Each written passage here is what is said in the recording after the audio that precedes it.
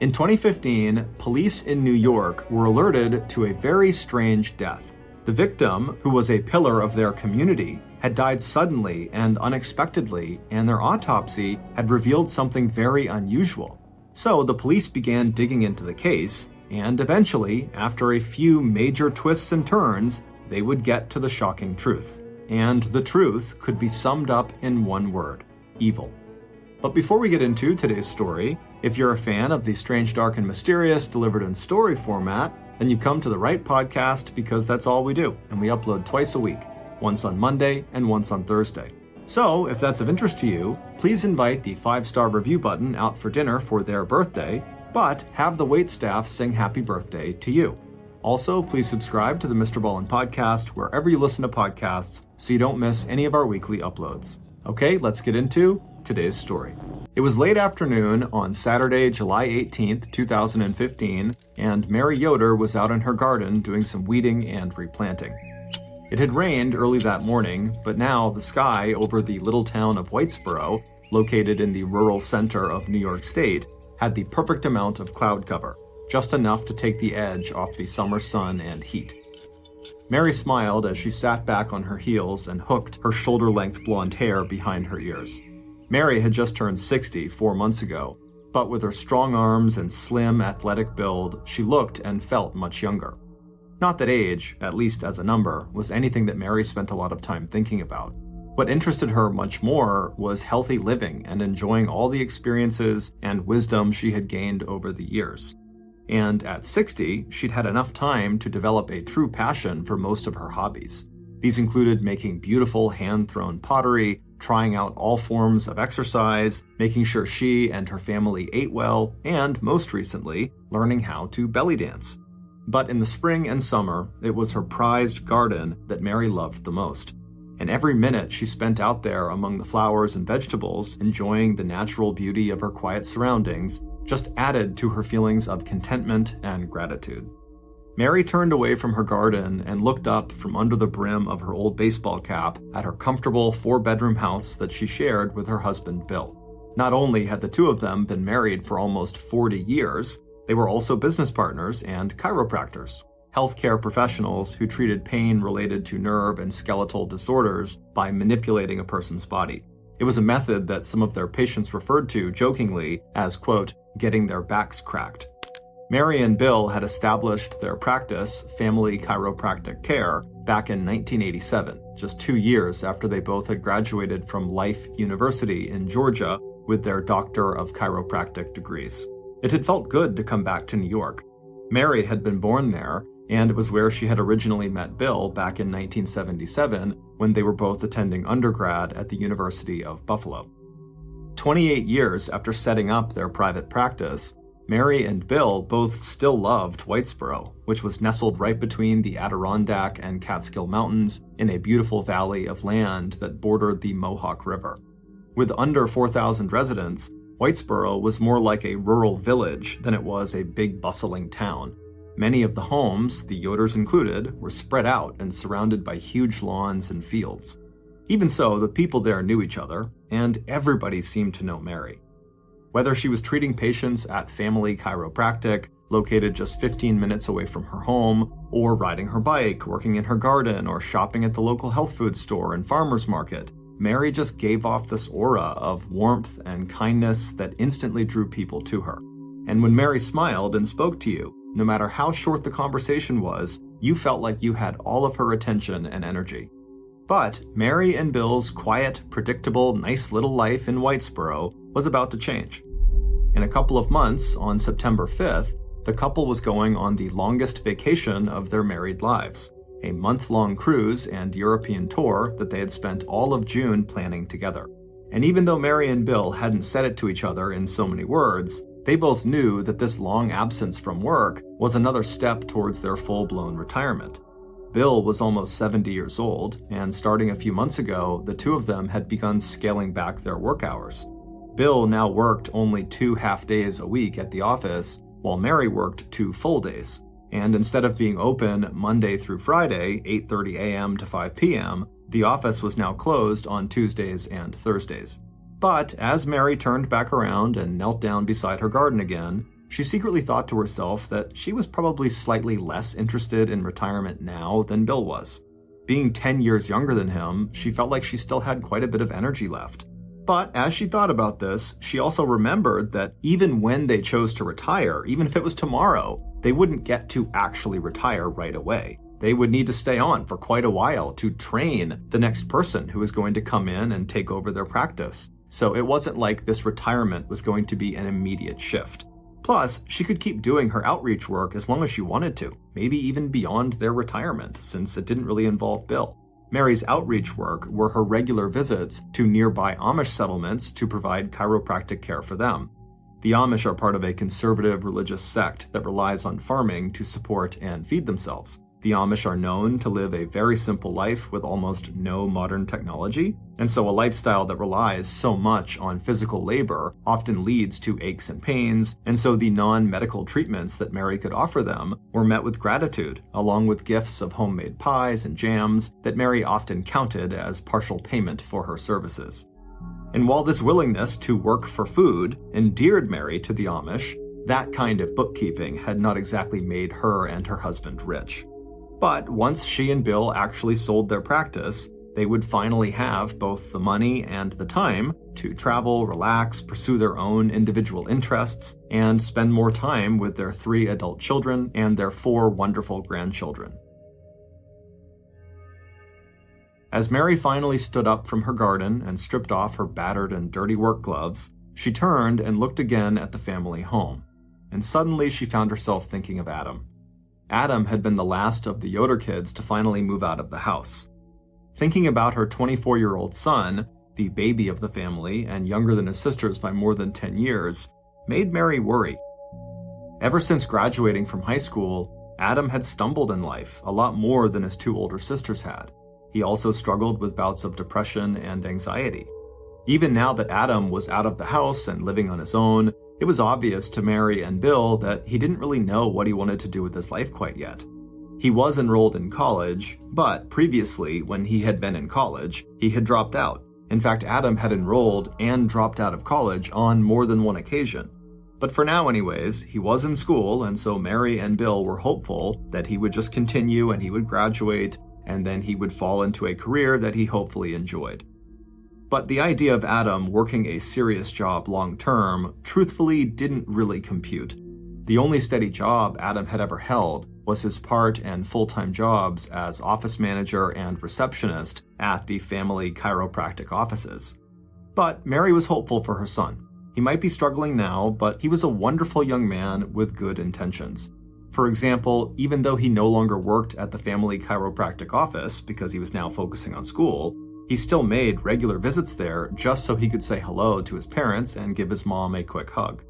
He also made sure, before he stopped working at the office to focus on school, that he found his parents a replacement to work in the office. And the person he recruited was his lovely longtime girlfriend, Katie Conley. Mary and Bill initially had some reservations about this. Not about Katie, she was lovely, but about the fact that if they hired her and then she and Adam broke up, what would Katie do? Would she quit? Would she stay on? And if so, wouldn't that be really uncomfortable? And considering that Adam and Katie were one of those couples that were always on again, off again, this seemed like a pretty valid concern. But ultimately, Mary and Bill hired Katie, and pretty much right away, they knew it had been the right choice. Katie had that office humming so smoothly now that Mary couldn't even imagine the practice operating without her. Mary flexed her back and then looked up at the mountains off in the distance. Then, as she tried to push her concern for Adam out of her mind, she began walking toward the back door of the house. When she reached it, she opened it up and stepped inside, and instantly she heard Bill in the kitchen already getting a start on making dinner for the 2 of them. Before closing the door behind her, Mary took one last look back at her prized garden. The last of the clouds had cleared away, and so everything sparkled in the early evening sunlight. It was at moments like this, Mary thought, that life really did seem almost too good to be true. 2 days later, on Monday, July 20th, 2015, Mary and Bill both woke at their usual time, around 6:30 a.m. After chatting for a few minutes and making the bed together, Bill headed into their exercise room to do a short workout before he made himself breakfast and got a start on the day's activities. It was his day off, and he planned to do a little reading and tackle a few household projects on a to-do list that never seemed to actually get any shorter. As he started his exercise routine, he could hear his wife's footsteps hurrying from room to room as she got ready for a long day at work. Mary always moved at top speed, and after 37 years of marriage, Bill knew that what his wife appreciated more than anything on a Monday morning was for him to stay out of her way. And since Mary had never been much of a morning eater, Bill also knew better than to offer to make her breakfast. When they kissed each other goodbye at 7:45 a.m. that morning, Bill was struck, as usual, by his wife's vitality and her warmth. It was Monday, the start of a busy day, and Mary practically glowed with good health and energy. A minute later, she had left the house and hopped into her car. She gave Bill one more wave before backing out onto King Road and heading west toward the offices of Family Chiropractic Care. 15 minutes later, Mary had arrived at the plain white medical building with its flat roof and box-like exterior. After pulling her car into the parking space right next to Katie's, Mary hopped out, and just a minute later, she was walking through the door of the front office. Katie looked up from her computer screen, and the two women exchanged quick smiles, and Katie held up a list of that day's appointments. This was Katie's way of telling her boss that no one had canceled, and they had a full slate of patients. And sure enough, minutes after Mary's arrival, Family Chiropractic Care was buzzing with activity and people. There were the usual packages and deliveries, along with back-to-back appointments, but that was just part of it. Mary was as much a friend as she was a doctor, and so it wasn't unusual for clients to drop by in person to schedule their appointments or just to say hello. And it wasn't just the front office that was busy. Mary also ran a side business out of the back office where she sold a line of organic nutritional supplements that included her favorite, the protein powder that she herself often mixed with almond milk and used as a meal substitute or pick-me-up. By the time 12:30 in the afternoon rolled around, Mary was ready for a break. Although it would have to be a very short break, since Mary also planned to use the lunch hour to go visit her 92-year-old mother who lived in nearby Utica. Telling Katie she'd be back by 1:30 p.m., Mary ducked into the back room where she used the office blender to mix up a quick protein shake for her lunch before making the 10-minute drive to her mother's house. About an hour later, just minutes before 1:30 p.m., Mary and Katie were both back in the office and opening the door to the first patient of the afternoon. As always, it was like turning on a faucet. Almost immediately, the office was alive with the sound of voices and the gentle clink of the doors opening and closing. It wasn't until Mary's 2:30 appointment that she started to notice something was wrong. She had just said hello to her patient, a woman named Elizabeth Kelly, who had been coming to Mary and Bill for 17 years, when Mary suddenly had to excuse herself to run to the bathroom. Aside from the occasional cold, Mary hardly ever got sick, and yet here she was, her hands gripping either side of the toilet, throwing up into the toilet bowl. As soon as her stomach had calmed down, Mary stood up, she cleaned the toilet thoroughly before scrubbing her hands in hot soapy water and then rinsing her face. When she got back out to the exam room, her patient looked concerned and asked Mary if she was feeling okay. It was just very unusual for Mary to look so uncomfortable and distracted. But Mary smiled at Elizabeth and gently shook her head and said it was nothing that a hot cup of ginger or peppermint tea couldn't cure. But by late afternoon, Mary was feeling even worse, and just the thought of herbal tea, even one that was supposed to soothe digestive disorders, was enough to send Mary right back into the bathroom. By 4:30 p.m., it was obvious to Katie that her boss was not feeling well because she was watching Mary make constant trips to the bathroom. But the 22-year-old office manager didn't want to embarrass Mary, so she kept her mouth shut. When 5:30 p.m. rolled around and it was time for Katie to leave for the day, Mary was still finishing up with her last patients. Before turning off her computer, Katie stood up and peeked her head into the exam room where Mary was working. In her quiet and now very concerned voice, Katie asked if Mary needed anything or maybe wanted Katie to stay until Mary was finished. But Mary shook her head no. She thanked Katie for the offer and told Katie to just be sure to lock the door and flip the open sign to closed when Katie left. At 6:45 p.m., Mary was finally finished with her workday. When she called her husband Bill to tell him she was heading home, she also told him that she must have picked up some sort of gastrointestinal virus and couldn't keep anything down, so don't worry about making any dinner for her. When Mary arrived home 15 minutes later, she barely paused long enough to shut the car door behind her before rushing into the house and heading straight for the bathroom. By bedtime, Mary was too uncomfortable with diarrhea, vomiting, and abdominal pains to sleep upstairs with Bill. Instead, she told her husband she'd rather just rest downstairs on the couch close to the downstairs bathroom. She told Bill not to worry and that she was sure she'd be feeling better by tomorrow. But when Bill came downstairs the next morning, Mary looked even worse. She was so pale and sweaty and disheveled that right then and there, Bill grabbed the telephone and he called their oldest daughter, Liana, a medical doctor who lived 6 hours away in Long Island, New York. When Bill described the situation to Liana, she told her father to get Mary to the hospital emergency room as soon as possible. At first, Mary wanted to wait long enough to take a bath and clean up, but even as Bill started filling the tub, Mary changed her mind. Almost too weak to stand up from the couch, she told her husband they needed to leave right now. By late afternoon, after Mary had been admitted to the hospital and doctors had begun aggressively treating her for what appeared to be a vicious stomach bug, Mary started to feel better. At about 6 p.m., Mary was finally all washed and clean, she was reasonably comfortable, and she was fully rehydrated. Also by 6 p.m., the doctors had looked over Mary's various scans of her bones and organs, and there were no signs of trauma or disease. Additionally, her blood work had come back and it was all normal. So even though they didn't know for sure, the doctors were reasonably confident that it really had just been a bad stomach bug. But because Mary's symptoms had been so severe, doctors wanted to keep her overnight, just to make sure that she really was on the mend before letting her go back home. At 9 p.m., Mary smiled at Bill, who had been sitting by her side the whole time, and told him to go back home and get some sleep. If there was any change in her condition, she or the nursing staff would give him a call.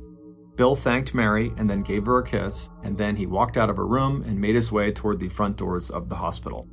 Within the hour, he was back at the Yoder house in his pajamas, brushing his teeth. When he was done, he turned his cell phone off and plugged it into a charging station in one of their empty bedrooms upstairs. Then he made his way across the hall to his own bedroom and climbed into the bed. By 10 p.m., he was fast asleep. It wasn't until the next morning at 5 a.m., when Bill heard a ferocious pounding on the front door, that he realized something must be terribly wrong. When he pulled on his bathrobe and stumbled downstairs to open the door, he saw 2 state troopers waiting for him in their gray uniforms and broad-brimmed Stetson hats. They told Bill he had to get to the hospital right away. Mary had been moved overnight from an observation room to the intensive care unit. While Bill had slept peacefully, Mary's doctors had called Bill's cell phone and their landline again and again, trying to alert him to the fact that Mary was now gravely ill and fighting for her life, but Bill had not answered. The state police escort took Bill right into the parking lot of the hospital where Mary was staying. By 5:45 a.m., Bill was sitting in the ICU waiting area, calling each of his children to tell them it was time for all of them to get to the hospital as fast as they could. Then he made the same call to Mary's 5 sisters, 2 brothers, and her 92-year-old mother. And then finally, Bill was allowed into Mary's hospital room, and what he saw shocked him.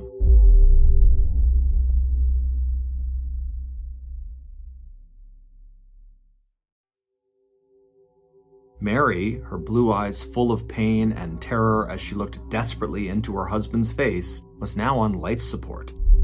The only reason she was still alive was because doctors had been using electrical shocks to restart her heart each time it started to fail. Surrounded by her family, Mary held her husband's hand and closed her eyes. By 2:54 that afternoon of July 22, 2015, Mary Yoder, one of the healthiest people her family had ever known, was dead. Her heart had simply stopped beating. Immediately after Mary's death, the Yoder family requested an autopsy to find out how a gastrointestinal virus or infection could have killed an otherwise exceptionally healthy 60-year-old woman. That autopsy would be performed the very next day on the morning of July 23rd, but instead of getting any answers, the initial autopsy results were inconclusive, So even after releasing Mary's body for cremation, the medical examiner's office continued to run tests on the blood and tissue samples they had collected from Mary's body. 2 days after the autopsy, on July 25th, Bill and his children invited family members and friends to join them in front of Mary's beloved gardens for a celebration of her life. It was Mary's favorite time of the year, and all of her flowers were in full bloom. Afterward, Mary and Bill's daughter, Liana, did her best to pull the shattered Yoder family back together. Liana was most like Mary in terms of temperament and her practical hands-on approach to life and fixing problems. She encouraged her father to get in touch with their Aunt Kathleen, Mary's older sister, who had also recently lost her spouse of many years. And Liana also encouraged her father and her brother, Adam, to go take a trip together to the West Coast just a couple of weeks so they could rest and hopefully begin to heal. But the first order of business, as far as Liana was concerned, was just to get her father and siblings out of Whitesboro. The calls and visits and gifts of food from friends and patients were well meant, but especially for Bill and for Katie, who had spent hours and even days at the office on the phone canceling appointments, it was just overwhelming. So Liana invited everyone to come back to her home in Long Island for a little getaway and a much-needed change of scenery. The effort involved in doing anything seemed almost too much for Bill, but eventually he agreed. And even though Katie and Adam seemed to be in one of their relationship off cycles, Adam urged Katie to join them in Long Island too. In the weeks that followed, the Yoder family began the long process of healing. After the initial shock and disbelief over their mother's sudden and unexpected death, they had begun to accept the idea that Mary had just died of complications from a gastrointestinal infection, and they thought less and less about what the full autopsy report, which had not been released yet, might actually tell them. So, when Bill got a call on September 17th, 2015, almost 3 months after Mary's death, he was totally unprepared for what the doctors had to tell him. According to the full autopsy, Mary Yoder had not died of a gastrointestinal virus or infection. In fact, Mary Yoder had not died of any natural causes. Mary Yoder had been poisoned with a toxin called colchicine, the same drug found in a common prescription medication that is used to treat a painful form of arthritis called gout. In tiny and controlled amounts, colchicine helps reduce inflammation that causes pain. But in the lethal amount found in Mary's organs and blood, colchicine causes such profound damage to cells that the body's response is literally to order those cells to die. At first, Bill and his children were just as confused as they were alarmed by this revelation. The doctors had avoided using words like foul play or homicide. Instead, they told the family that the medical examiner's office was still evaluating the test results and considering its next steps. But less than 1 month later, on October 15th, when still no more word had come from Mary's autopsy, and so the family was left to just speculate on what might have happened to Mary, Mary's younger sister, Sharon Mills, who was convinced this was no accident, decided to just call the Oneida County Sheriff's Department and tell them as much. Oneida County was the department that served Whitesboro. And by the time Detective Van Namey had finally gotten off the phone with Sharon, he found himself agreeing that Mary's death did seem very suspicious. And so after Detective Van Namey spoke to his superiors, and they went over the autopsy report themselves, the Oneida County Sheriff's Office decided to open an investigation into Mary's death. Right from the start, Detective Van Namey knew he faced two huge challenges. Mary had died almost 3 months earlier, and if she had in fact been murdered, the trail was already going cold. He also knew from discussions with the medical examiner's office that it would be very hard to track down the source of the colchicine that had killed Mary, as doctors, either Mary or Bill, could have ordered colchicine, and since the drug also occurs naturally in some plants, investigators would have to check into Mary's gardening habits and what pesticides or chemicals she had been exposed to. And once Detective Van Namey found out that Mary was a heavy user of nutritional supplements, he knew it was possible that the poison could have been in one of her supplements. And so knowing he was getting a very late start and had some serious challenges ahead, the detective did not waste any time. He immediately requested access to Bill and Mary Yoder's phone records, and although Mary did not have a life insurance policy, so no one close to her stood to get a payout if she died, the detective still started to take a closer look at the Yoder's finances. Detective Van Namey ordered deputies to conduct interviews with family and friends to find out more about Mary's private life. He asked Katie Conley to come down to the station and give a statement about Mary's last day at work on July 20th, and he talked to the patients who had seen Mary that morning and afternoon. He arranged to have the supplements in Mary's back office at Family Chiropractic tested for the presence of colchicine, and when it came to people of interest, Detective Van Namey already had one name at the top of his suspect list. In a town as small as Whitesboro, people were bound to talk, and if some of the rumors investigators had heard were true, it sounded like maybe Mary's perfect marriage wasn't so perfect after all. It would turn out that within 2 weeks of Mary's death, Bill had indeed connected with Aunt Kathleen, like his daughter Liana had suggested he do. Kathleen had recently lost her husband of many years, and she lived near the Yoder household, and so Liana figured she would be a good person to speak to as Bill went through his own grieving process. But apparently, Bill and Kathleen had begun doing more than just chit-chatting. By mid-September, just 2 months after Mary's death, Bill had become sexually and romantically involved with his sister-in-law. That relationship between Bill and Kathleen had caused a lot of tension among Mary's other siblings. One of Mary's sisters suggested that Bill was after Mary's money, and that in the weeks just before she died, Mary had placed a call to a marriage counselor, presumably to discuss problems in her marriage. And one of Kathleen's neighbors reported seeing Bill and Kathleen sharing a passionate embrace before Mary's death, suggesting that maybe Bill was having an affair while Mary was still alive. And while all of that was still unproven speculation, detectives did know one thing for sure about Bill. Mary's husband did not have an alibi for Monday, July 20th, the day investigators were now sure Mary must have ingested the colchicine that would later kill her. When Bill was interviewed by investigators, he conceded that him being home alone all day on July 20th with no alibi did make him look suspicious, but it was the truth, and he swore he had nothing to do with his wife's death. He then told police that if she really had been poisoned on the 20th, then there were dozens of people who could have administered the toxin, because on work days, dozens of people, clients, friends, colleagues, workers, would all pass in and out of Family Chiropractic, and so they would all have had access to Mary. When detectives asked Bill why he had turned his phone off and put it in the other room on the night Mary was in the hospital, Bill said he never slept with his phone nearby. It was just habit. And when he left the hospital, the doctors had told him that Mary was going to be okay, so he was not on heightened alert.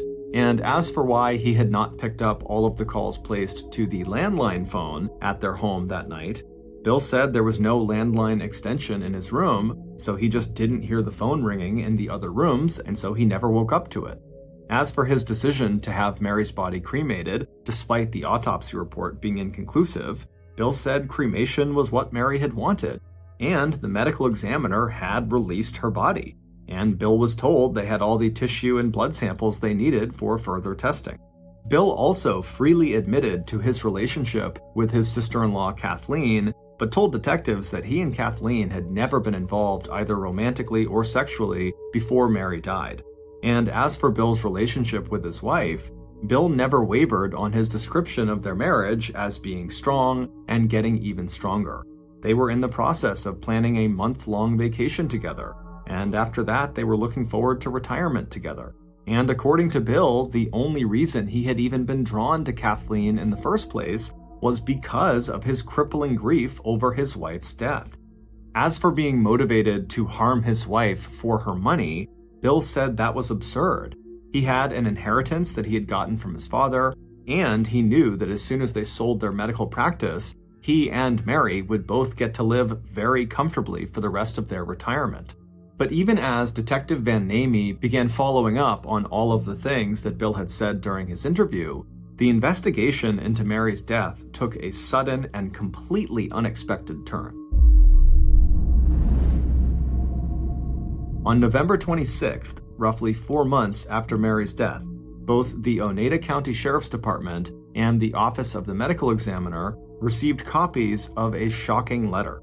A letter that would instantly put a new name at the top of Detective Van Namie's list of possible suspects. A name, to that point, that no one had considered.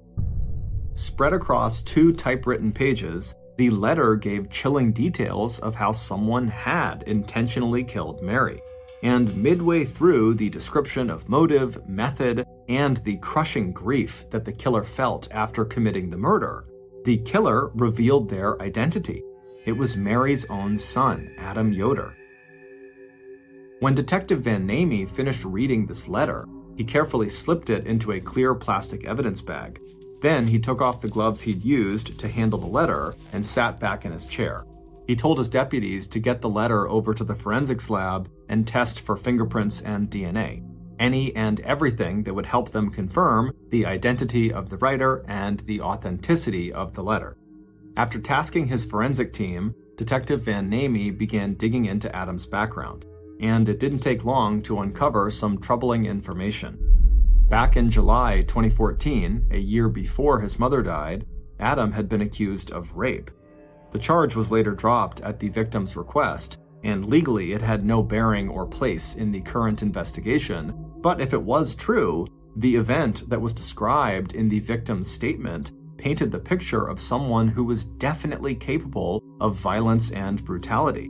It also described a person who was jealous and needy and who struck out at people close to him. There were other red flags in Adam's background as well. There was Adam's checkered employment history. There was a civil lawsuit filed by one of his landlords that sued Adam for significant damages to an apartment Adam rented. There was Adam's intense on-again, off-again relationship with Katie. There were reports that Adam suffered from depression and anxiety. And there was Adam's financial dependence on his parents. And even though Adam did have an alibi for July 20th, the day that Mary was poisoned, it didn't actually mean that Adam could not have committed the crime. Police already knew that starting on July 15th, Adam had been in Long Island visiting his sister Liana, and he had only left Long Island at about 8 p.m. on the night of July 21st after getting the news from his father that his mother was sick and in the hospital.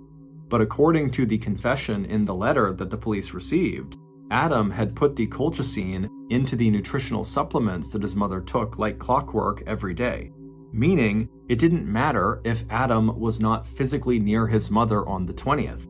He could have put the poison into one of her many supplement powders before he left for Long Island on the 15th, and then it was just a matter of time before she actually consumed it.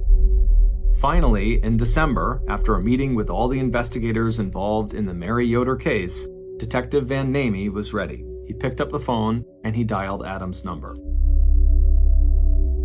Shortly after receiving the request from Detective Van Namie to come into the station for a formal interview, Adam left his apartment in Frankfort, New York, and made the 30-minute drive north to the Oneida County Sheriff's Department. At about 10:30 a.m., Adam made his way inside the brick building that housed the Sheriff's Department, where he was immediately escorted to an interrogation room. Adam did not look good. He shifted in his chair, his hand drifting to the pocket in his pants where he kept his pack of cigarettes. He'd lost weight and he seemed pale and nervous. When Detective Van Namie had called Adam earlier that morning and asked him to come to the station, he didn't mention the letter police had received 12 days earlier with Adam's confession in it. The detective had told him this interview was just routine, that earlier that week the police had also taken formal in-person statements from Adam's 2 sisters. And now that Adam was sitting nervously right in front of Detective Van Namie, the detective decided that instead of just confronting Adam with the information in the letter, he'd start by repeating the routine questions that investigators had asked him informally earlier in the investigation. Questions about Adam's alibi, Adam's last recent contacts with his mother, and when Adam had last been inside of family chiropractic care. As Adam appeared to relax a little bit and answered these questions the same way he had before, Detective Van Namie decided it was time to start throwing in some specific information from the letter, like the whereabouts of the poison that had been used to kill Mary. And so after Adam had answered the last of the easy questions, Detective Van Namey leaned forward and asked Adam if he would give police permission to, right now, go outside and search under the front passenger seat of his Jeep Wrangler. Instantly, Adam's whole demeanor changed. He stiffened and looked up sharply at Detective Van Namey. Then, breaking the tense silence, Adam said he really needed to speak to a lawyer. Detective Van Namey offered to get one of the court's public defenders on the phone, and a little while later, detectives left the room, so Adam's phone conversation with the attorney was private. A few minutes later, Adam hung up the phone, and the police officers came back into the interrogation room. Adam sat slouched in his chair, his elbows on the table and his head in his hands. Then, as if coming to a very hard decision, Adam reached out slowly and pulled the search and seizure agreement on the table towards him, and he signed his name. By mid-afternoon, Adam was standing in an empty parking lot outside of the Oneida County Sheriff's Department jail, watching as gloved police officers opened the front passenger side of his 1991 black Jeep Wrangler. Nervous, Adam pulled out his pack of cigarettes and lighter. He stuck one cigarette into the corner of his mouth, he lit it, and he started to smoke. A few minutes later, one of the officers who was conducting the search suddenly stepped back out of the Jeep. In his hand was now a cardboard sleeve, and nestled inside of that sleeve was a brown glass bottle, along with a crumpled up piece of paper. The glass bottle contained the deadly toxin colchicine, and the crumpled up paper was a receipt for the colchicine. The bottle of toxin had been ordered online from a company called Art Chemical by a customer named Adam Yoder, who had told them he needed the toxin to conduct a scientific experiment. However, as much as this evidence seemed to very clearly put an end to the mystery of who killed Mary Yoder, it would turn out this discovery in Adam's car was only the beginning of a much bigger and more twisted story. It would take investigators another 6 months, but they would finally uncover all the details. Here is a reconstruction of how and why Mary Yoder was murdered. Back on December 22, 2014, roughly 7 months before Mary's death, her killer walked into a New York supermarket and used cash to buy a prepaid credit card worth $150. 9 days after that, Mary's killer used that prepaid MasterCard to pay for 1 gram of the deadly toxin colchicine that they had just ordered online from a company called Art Chemicals. The killer also made sure to use a fake email account when they checked out. Because colchicine is a lethal and therefore regulated substance, Art Chemicals required a letter of intent from the purchaser that stated how the toxin was going to be used. The killer had already prepared that letter, typed on Family Chiropractic Care letterhead, saying that the poison would be used in a series of plant experiments. At the bottom of the letter were 2 signatures, Adam Yoder and Mary Yoder. 2.5 months later, on February 6, 2015, the package containing the colchicine arrived at the bustling office of Family Chiropractic Care. Like every other delivery, Katie just got up and signed for it, and then without opening it, she set it down with the other packages near the front desk. And then later that day, Mary's killer would secretly grab that package and smuggle it out of the store without anyone noticing. 5 months later, on Monday, July 20th, Mary's killer slipped into the back office of Family Chiropractic Care, where Mary kept and sold nutritional supplements. After making sure no one else was back there, the killer pulled the brown glass bottle of colchicine from their coat pocket. The killer had done plenty of research, Googling website after website that described in detail the effects of colchicine and the tiny margin that existed between lethal and non-lethal doses. 1 gram was more than enough to poison dozens of people, so Mary's killer had to measure out the exact amount, enough to cause death even if Mary sought medical treatment right away, but not enough that Mary would die immediately. Mary's killer wanted Mary's death to take a few days. This way, it would seem like Mary had died of a gastrointestinal virus or infection. The killer also knew that once they administered a lethal dose of colchicine, there was no turning back. Mary's death would be a foregone conclusion. Because colchicine is a poison that spreads very quickly throughout the bloodstream, As soon as the toxin comes in contact with a human cell, it damages the cell so profoundly that the body's response is to order that damaged cell to self-destruct, meaning what would appear to Mary and her family and doctors as vomiting, diarrhea, and abdominal cramps was really the slow and horribly painful process of Mary's tissues committing suicide. Mary's killer carefully measured out an amount of colchicine that was equal to several dozen individual grains of sugar. Then the killer added them to the ingredients Mary would use to make her lunchtime protein shake. The killer then carefully closed the brown bottle and slipped it back into their coat pocket, and then seconds later, they were gone. A few hours later, it was time for lunch. Mary stepped into the back office, and even though she'd had a busy morning, she still had plenty of energy. She glanced at her watch, 12:30 p.m. At least her last morning appointment had ended on time, which meant she could still make the short trip out to Utica and visit her 92-year-old mother.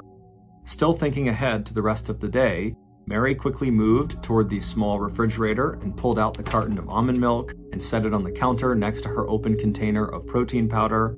She looked inside the can and saw there was just about one serving left. After mixing together the powder and almond milk in the blender, Mary turned on the blender and waited until the mixture was thick and frothy. A few minutes later, Mary tipped the last swallow of the protein shake into her mouth. Before leaving the office, Mary washed out the empty glass and the blender jar and called out to Katie that she'd be back in the office by 1:30 at the latest. By the time Mary left the office to go visit her mom in Utica, she was already dead. She just didn't know it yet. Sitting by herself on the couch in the living room after she had shooed her husband Bill to their bedroom upstairs, she had no way of knowing that there was no European vacation ahead for her. No retirement and no more warm summer days spent in her garden. The only thing in Mary's future now was 48 hours of intense physical and emotional suffering followed by death. Mary would have one brief period the next day in the hospital when pain and anti-nausea medication along with replacement fluids would blunt the symptoms of her body's internal collapse. But by the time Mary's husband had fallen asleep peacefully at their home on the evening of July 21st, Mary's organs had already begun to shut down. And by the time her children and husband had gathered at the hospital on July 22nd, Mary's heart would only have enough strength to keep beating long enough for Mary to say goodbye to her husband and her children. Meanwhile, as Mary slipped into cardiac arrest at 2:54 p.m. on the afternoon of July 22nd, Mary's killer sat by themselves in the quiet, empty office at Family Chiropractic Care. Caitlin Conley, affectionately known for years to Bill and Mary Yoder as Katie, their trusted family friend, their office manager, and their son's longtime girlfriend, stared at the screen on her cell phone. She was waiting eagerly for news from the hospital, and with a thrill of dark satisfaction, Katie imagined the grief and pain that Adam must be feeling as he watched his mother die. It would turn out Adam and Katie didn't just have an on-again, off-again relationship. They had an incredibly toxic and abusive relationship. And when Adam had finally broken up with Katie for good back in August of 2014 after Katie had accused him of raping her, Katie had snapped. There had been plenty of other times over the course of their 4-year-long relationship where she had manipulated Adam into getting back together with her after they'd broken up. A faked pregnancy and miscarriage, taking him to court over a loan she had made to him that he had not paid back, the threat she might commit suicide.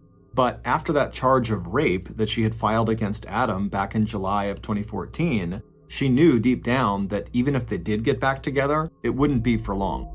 Katie had withdrawn the charge, but Adam had been shocked and deeply shaken by what he said was a totally false allegation. And so by August 2014, Adam had decided that the only way to protect himself was to stay away from Katie Conley. But Katie couldn't let that happen, at least not without making Adam suffer first. So, beginning back in early 2015, shortly after their official breakup, Katie started laying her plan for revenge. She would take from Adam the thing he loved the most, the person who was always there when he needed help, his mother, Mary Yoder. and Katie would be so clever about how she planned this murder that instead of anyone suspecting her, she would make it look like Adam was the killer.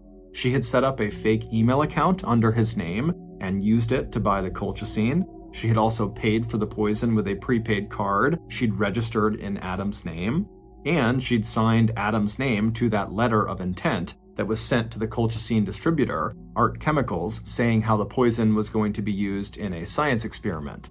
As for conducting the actual murder, that was too easy.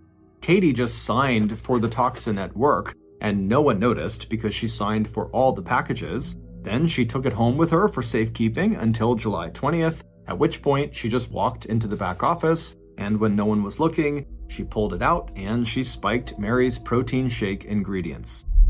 And then, following Mary's death, Katie would plant the bottle containing the toxin under the front seat of Adam's car, and then in the anonymous letter that Katie would write and send to police, she would not only tell them to look in Adam's car for the toxin, but she would also tell them that Adam was the killer, that he had confessed to her about killing his mother because apparently his mom had not been giving him the attention he needed and deserved, that he felt like she had abandoned him, and so he had snapped. But in reality, when Detective Van Namey got that letter, he didn't believe what it said. It just seemed too convenient, like whoever had written it and sent it in was probably just trying to frame Adam. And so right after getting this letter, Detective Van Namey had turned to Katie to learn more about Adam to see who might want to frame him. And not only did Katie seem to go out of her way to paint Adam in a very negative light, she also confessed that she was the one who wrote the letter. She insisted that Adam had admitted his guilt to her, and so she had written the letter because she was afraid that if Adam didn't get arrested right away, he might hurt her, Katie, like he had hurt her when he tried to rape her. When Adam arrived at the police station for that interview on December 8th, 2015, it just didn't make any sense to investigators that if Adam was the murderer, why would he agree to a search of his car that he knew would turn up that bottle of colchicine? And when they tested that bottle for DNA and fingerprints, the only match they got was for Katie, not Adam. On June 13th, 2016, Caitlin Conley was arrested and charged with planning and carrying out the murder of Mary Yoder. If she was convicted, she would have faced life in prison. But on May 18th, 2017, after a jury could not reach a unanimous verdict, the judge declared a mistrial. It wouldn't be until the end of a second trial in January of 2018 for the lesser charge of manslaughter, which is committing an unintentional killing, that Katie would be found guilty and sentenced to 23 years in prison. In June of 2011, I had just failed a very stressful and anxiety-inducing underwater test as part of Navy SEAL training, and after I failed this test, my instructor told me to get out of the pool and go over to the corner with the other failures. And so I made my way to the edge of the pool, I climbed out, and I sulked my way to the corner where I saw my other classmates who had met a similar fate on this test. They were all sitting in the corner with their backs to the pool in neat rows. And so I was totally gassed from this test. And so when I sat down, I started dramatically breathing really loud and heaving my chest up and down to show off just how hard my test had been. And about 2 seconds into this ridiculous performance of mine, one of my other classmates who had been sitting in the corner when I showed up, a big 18-year-old kid from Wisconsin named Ephraim Matos, he immediately turned around and made eye contact with me, and through gritted teeth he just goes, "Shut up! Everybody here is in pain." And then he turned back around. And immediately, I was actually really mad at him because he just totally publicly dimed me out in front of my other classmates. But then it dawned on me, he was right. The job we were trying out for, Navy SEAL, they're not looking for people who just feel bad for themselves all the time. And so I never forgot the lesson Ephraim Matos taught me on the pool deck that day. And I, along with everybody else in the SEAL teams, never forgot the totally insane thing that Ephraim Matos did 5 years later that was picked up by virtually every major news network at the time. Back in 2012, so about a year after our exchange on the pool deck, Ephraim and I graduated and became Navy SEALs. I was assigned to an East Coast SEAL team and he was assigned to a West Coast one. And over the next 5 years, I never saw the guy until I saw him on TV. It was mid-June 2017, and I was on base in Virginia in an office full of other Navy SEALs, and we were wrapping up for the day. I was closing my email and powering down my computer, and I noticed my phone that was sitting on the table suddenly started lighting up with all these text messages from current and former teammates. So I grabbed my phone, and all the messages said the same thing: turn on the news. And so in this office we were in, there was always a TV that was turned to the news sitting in the corner that was on mute. And so I turned to look at this TV, and on the TV from a distance, all I can see is breaking news and Middle East. And so given our profession, news like that tended to have a direct impact on our day-to-day lives. And so I assumed all these text messages must be about whatever happened in the Middle East. And so I get up, I walk over, I grab the remote, and on my walk back to my seat, I'm turning the volume up, and everybody else in the room is turning around to watch the TV as well. And we start hearing the TV reporters talking about this group of American civilians that had gone to Iraq and taken up arms against the terrorist organization ISIS. And so as they're talking about this group of American civilians, they put on the screen an image of one of these Americans. It was this big bearded guy in his mid-20s carrying an AK-47 rifle standing behind a tank somewhere in the Middle East. And as soon as I saw that picture, I knew right away why I had gotten that flurry of text messages from current and former teammates. It's because we all know this guy. The guy on TV was Ephraim Matos. 5 years earlier, after our graduation, Ephraim checked into his first SEAL team out on the West Coast, and very quickly after he showed up, they deployed to Afghanistan. During one of their missions, Ephraim was in the back of his patrol as they walked across this huge open field as they left this village they had just been in. And so Ephraim, in virtue of being in the back of the patrol, was in charge of looking behind the unit and make sure no one was coming after them. And so Ephraim periodically would turn around and he would look and make sure no one was following them. And then at some point when he turned around, he saw two little girls that couldn't have been more than 5 and 7 years old running out of the village and start running down the road towards them.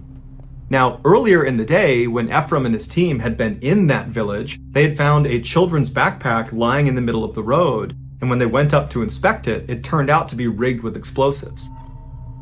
Now, no one had gotten hurt. They had defused the explosives, but they were very weary for children's backpacks. And so as Ephraim sees these two girls running up to him, he can see they're both wearing similar style backpacks to the one they found in the road. They were suicide bombers.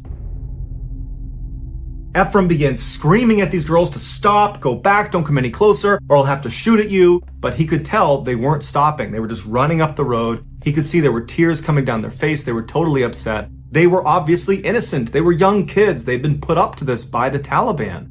But Ephraim, because he was in the rear security of his patrol, he had to deal with them like they were threats. And so at some point when they wouldn't stop, he raised his rifle up, he flipped the gun off safe, and he put his reticle right on one of the girls, and he began applying pressure to his trigger. But right as he was about to squeeze and fire a shot, the girls just abruptly stopped. It's like they knew they were about to be shot, and they turned around and they ran back towards the village. And so Ephraim put his finger off the trigger, he flipped it back on safe, he lowered his rifle, and he breathed a huge sigh of relief. But even though he didn't have to engage these poor girls, that experience totally haunted Ephraim. In fact, of all the combat he got in on that deployment, that experience with those innocent girls had the most impact on him. How could anybody force a child to be a suicide bomber? How could anyone be that cruel? And so by the time Ephraim came back to the United States after that deployment, he had changed. That experience specifically had changed him. Even though he believed in the US government's mission over in Afghanistan and in the Middle East, he felt like he could be doing more for these poor innocent people that were just trapped inside of conflict zones like these two little girls.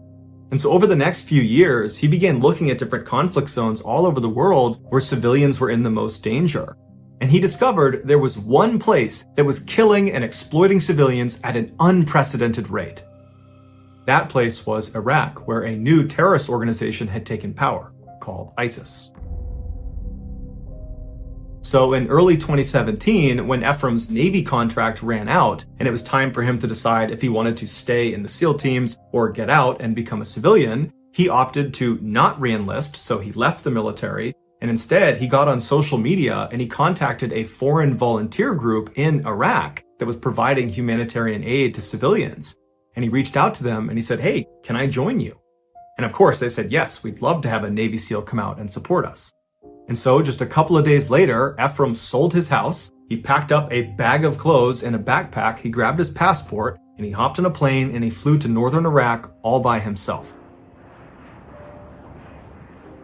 Now, before we continue the rest of the story, you need to understand just how bold this move was by Ephraim. Now, when he was a Navy SEAL, and so a member of the United States military on active duty, when he went to Afghanistan, to a war zone, he had lots of support.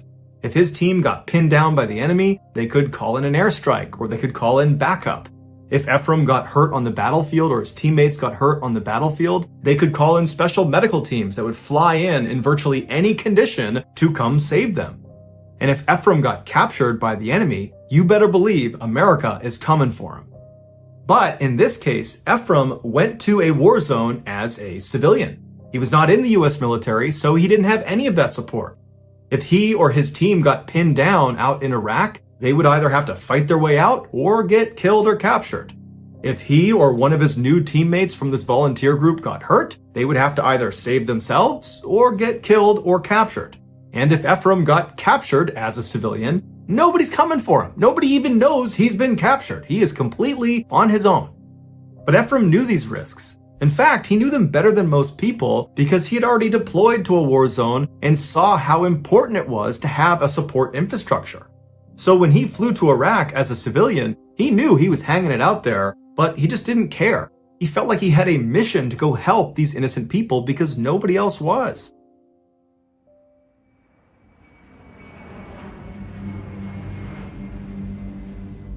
When he arrived in Iraq in March of 2017, he was met at the airport by one of the guys from this volunteer group Ephraim was going out to join. He was a very muscular, tattooed American in his mid-30s who introduced himself as Sky, and he said he had been a Marine, and while he was in the Marines, he had deployed to Iraq, so he was familiar with the area.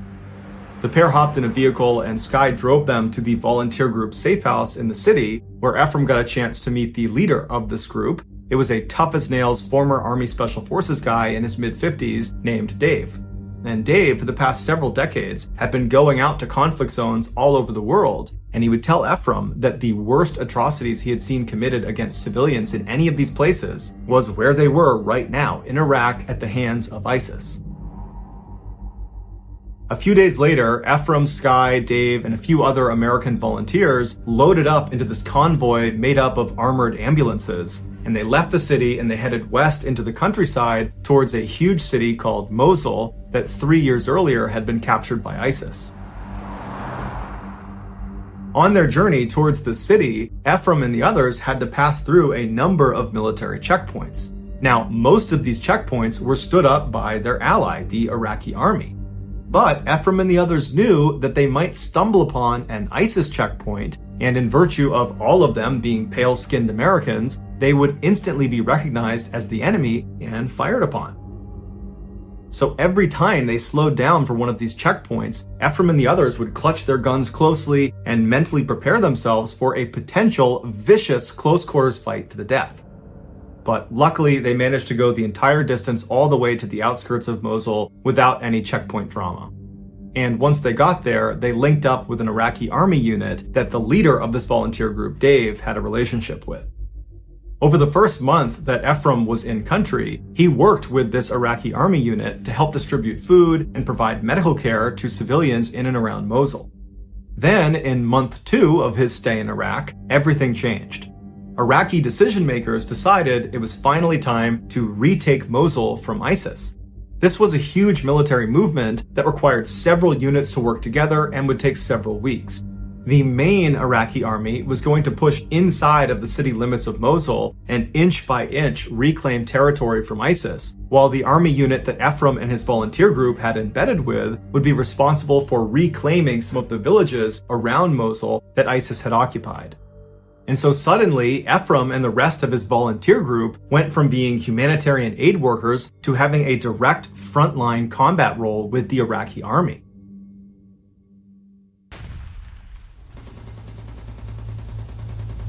And in his first civilian combat experience, Ephraim ran across an active minefield towards this village that was occupied by ISIS.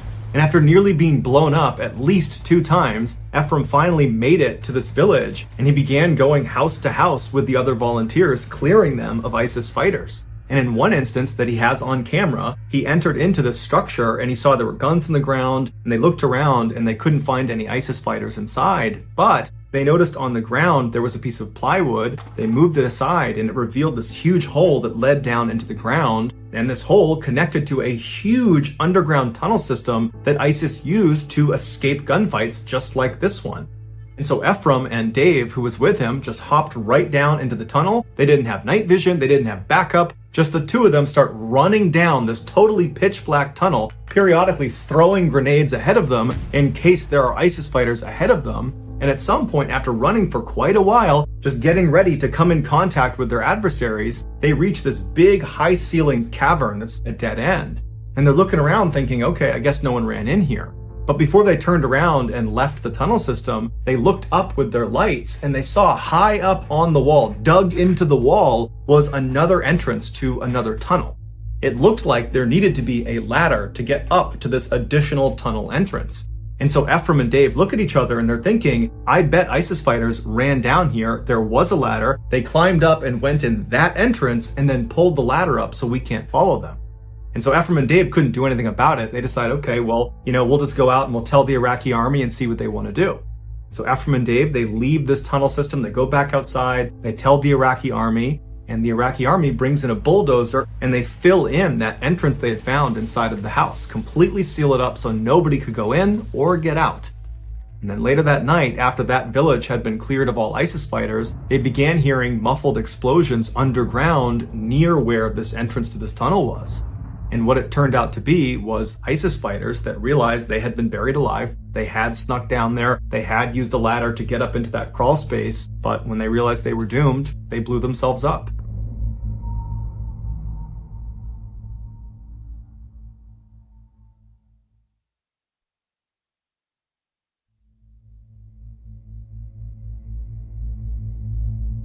For the next month, Ephraim and the Iraqi army unit that he and his volunteers were working with continued to periodically get into small skirmishes with ISIS in these villages outside of Mosul, but the majority of their time was spent providing humanitarian aid and medical care to civilians in the area.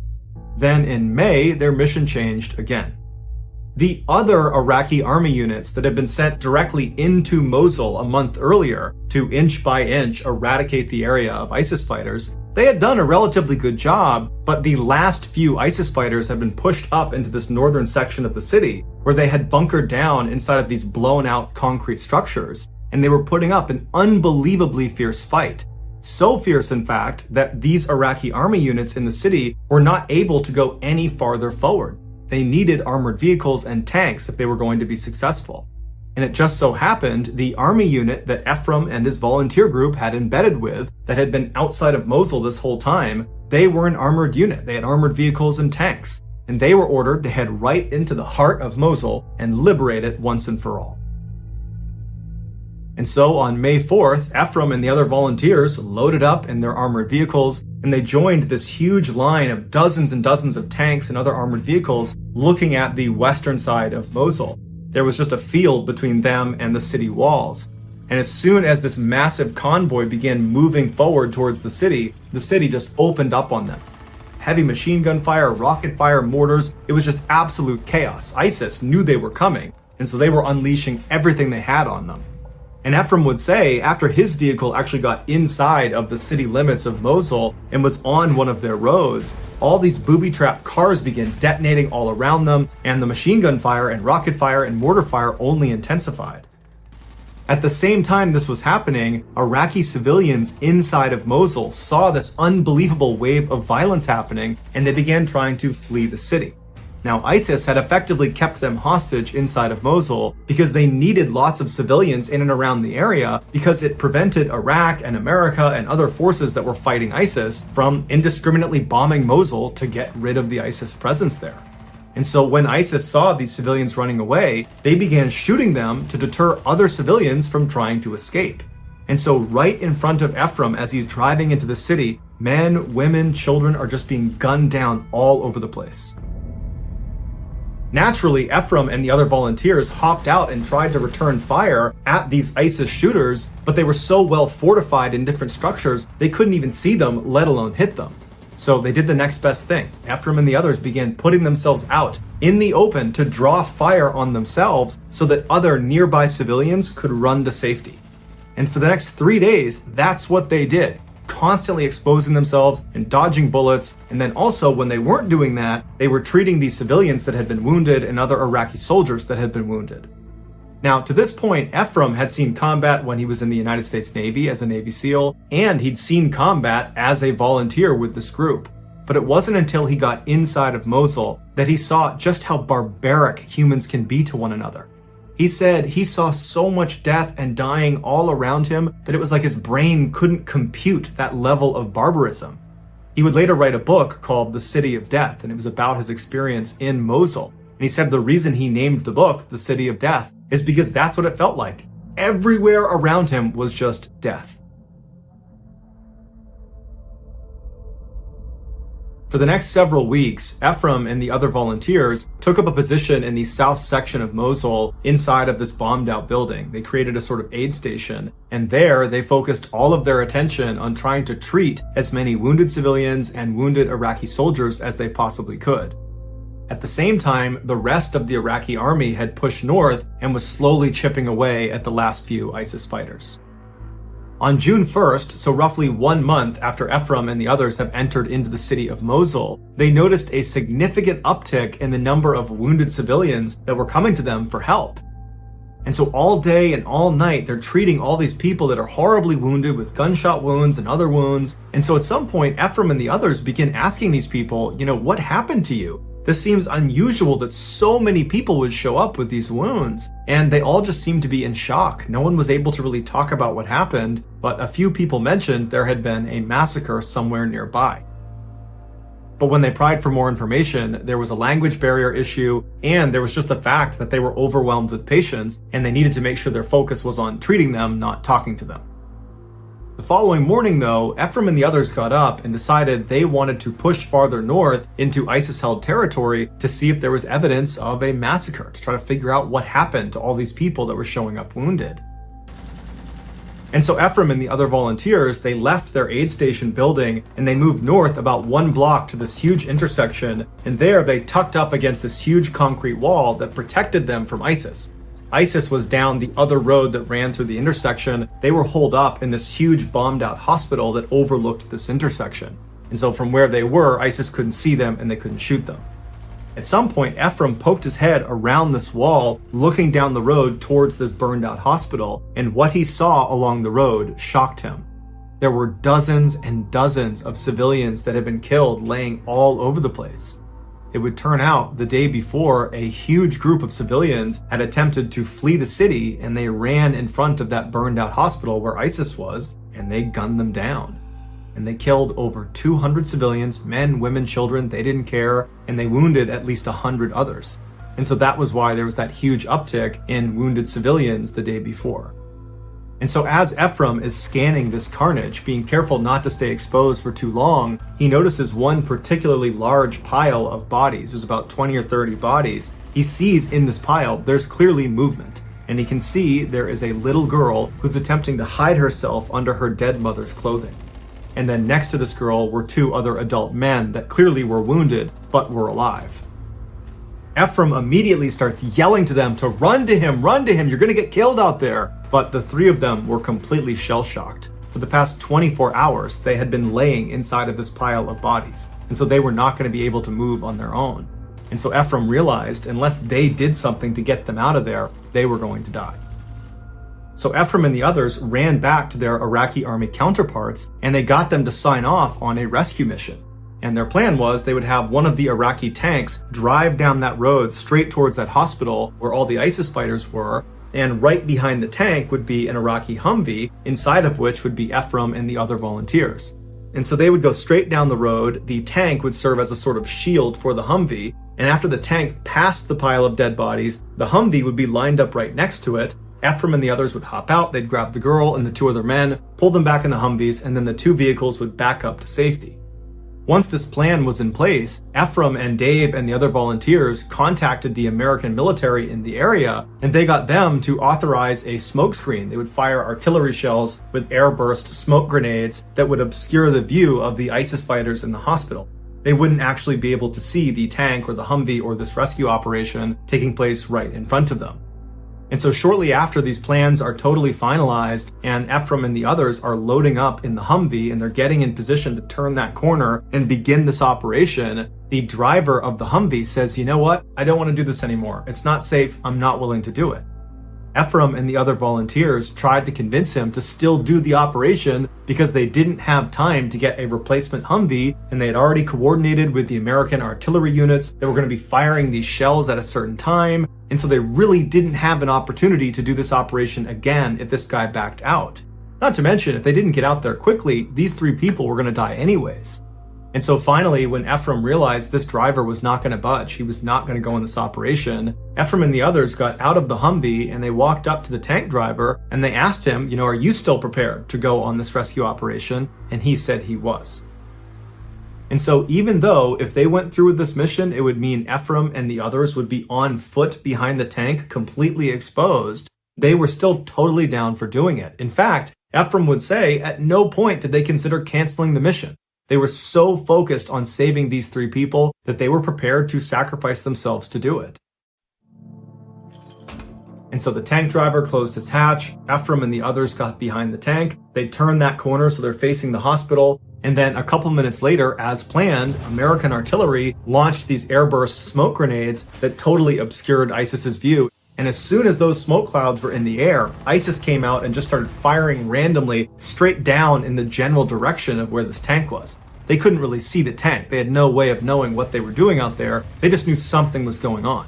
And so meanwhile, Ephraim and the others are tucked up behind this tank as it's slow rolling in, as rounds are impacting all around them, mortars start landing all around them, and it turns out there were other ISIS fighters not just directly ahead of them in the hospital, but also off to their side in other buildings. So they were getting hit from 2 directions. Ephraim remembers as he was behind this tank trying to stay as small as he could, he began dry heaving because he was so terrified. He was completely convinced he was going to die that day. Eventually, the tank made its way just past this pile of bodies, and at that point, Ephraim actually stepped out and fired back towards ISIS in the hospital and over towards the berm to provide some cover fire, while Dave and another volunteer ran over and pulled the girl and the other 2 men out of the pile and behind the tank. The girl and one of the men were okay. They were not badly physically hurt, but the other man was badly hurt and he couldn't walk. And so thinking quickly, Ephraim and his team found a piece of sheet metal on the ground behind this tank, and they rolled him onto it and used it like a stretcher and began dragging him as the tank began moving in reverse. And so as bullets are still flying all around them, rockets are landing next to them, they're moving, they're making good progress, when the wounded man slips off of the sled, and he lands right in the tracks of where this tank is going to go. And for a variety of reasons, Ephraim and the others had no way of communicating with the tank driver. So the tank driver is just going to keep on moving and he's going to run over this injured man who can't go anywhere. And so thinking quickly, Ephraim leaps down, he grabs the injured guy, and he rolls with him out of the way of the tracks right as it goes past him. But now Ephraim and this wounded man are outside the protection of the tank, and rounds start impacting all around them. The smoke screen at this point is pretty much cleared, and so ISIS sees them. And Ephraim at this point makes a heartbreaking decision. He looks at this guy who he knows cannot move himself. He's badly wounded. He makes eye contact with him. He holds his hand, and Ephraim just shakes his head and says, "I'm sorry," because he knew he couldn't move him fast enough behind the tank before both of them got shot, and he couldn't throw him on his back in time before both of them got shot. And so he had to leave him. And so Ephraim jumped up, he leapt behind the tank right as a volley of fire hit right where he had been standing, and then Ephraim and the others continued moving back. That wounded man would go on to be killed by ISIS.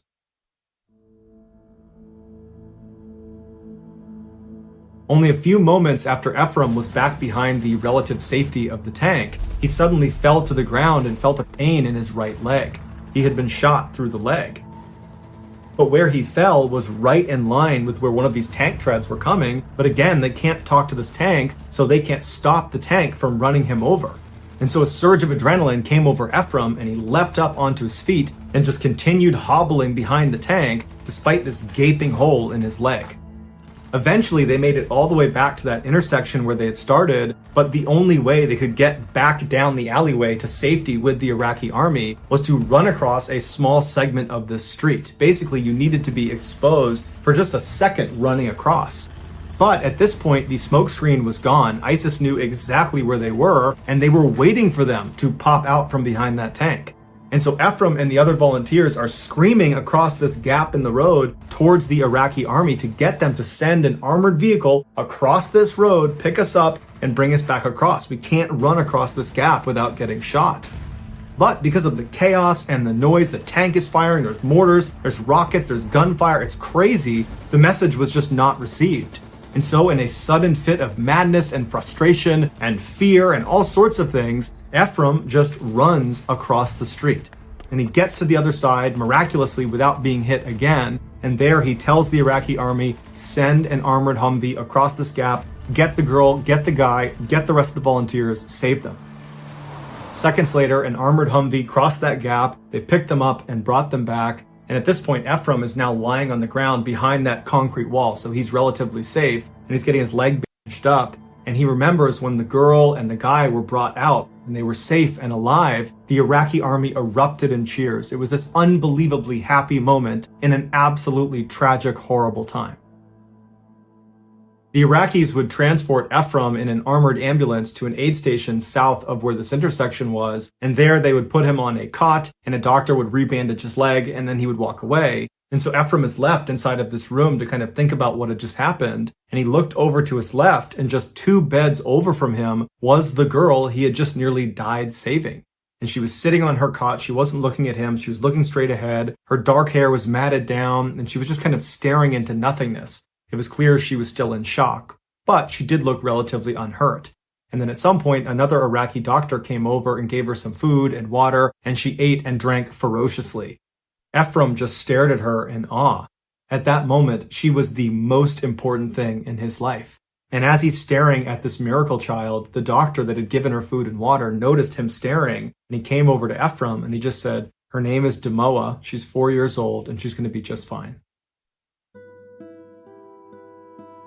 After the doctor had walked away, Ephraim pulled his hat down over his face and he just wept. Ephraim never had a chance to actually speak to Demoa because she was so scared of everyone around her that he decided to just give her her space. But he would later find out that she was reunited with her living family members, and today she is alive and well.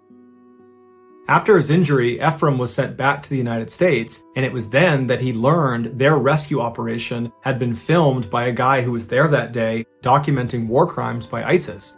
He saw this rescue operation happening, and he just started filming it. After this man posted the footage online, it went viral, and before long, major news outlets all over the world were reaching out to Ephraim and the other volunteers for interviews. This was the story that me and my teammates in Virginia in that office saw in 2017, and that image we saw of Ephraim standing behind the tank with the AK-47, that was moments before he rushed out behind the tank and provided cover fire for Dave and the other to run over and grab the girl and the other 2 men. The gunshot wound that Ephraim sustained in his leg wound up being relatively minor, if you consider gunshot wounds to be minor. It did not hit an artery and it did not shatter his bone. And so after only a few months, he was more or less back to strength, and instead of just taking it easy, he was in another conflict zone in Burma, this time working with a new volunteer organization, one that he founded called Stronghold Rescue and Relief. And their mission is to protect and care for families in conflict zones. Their motto is, the only thing necessary for the triumph of evil is for good men to do nothing. Despite being a very small organization, they are having enormous impacts all over the world, but they need our help. They rely on a small army of people who pitch in small donations every month to keep operations flowing. So if you're a fan of the strange, dark, and mysterious, please consider joining their army by supporting them on a monthly basis, just like I am. Also, if you just click on that link, it will bring you to their website, and you can see the full, unedited footage of their rescue mission.